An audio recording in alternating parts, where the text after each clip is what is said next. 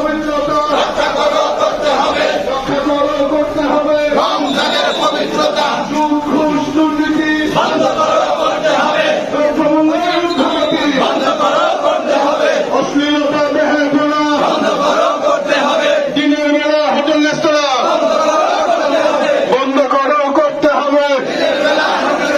সুদ ঘুষ দুর্নীতি বন্ধ করতে হবে।